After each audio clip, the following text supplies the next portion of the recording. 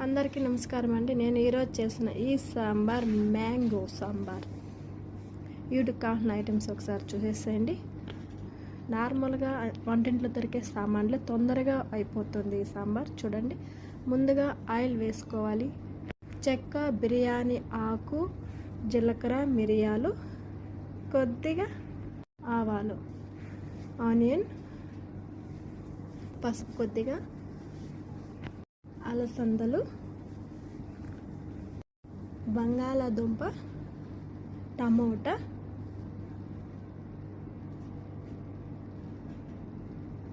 కొద్దిగా సాల్ట్ ఇలా వేసి మూత పెట్టేస్తే కొంచెం తొందరగా ఉడుకుతుంది. మ్యాంగో,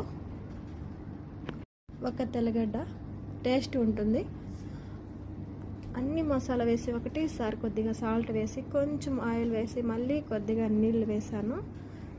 నేను ఆయిల్ వేయడం మీకు చూపించలేదు, సారీ.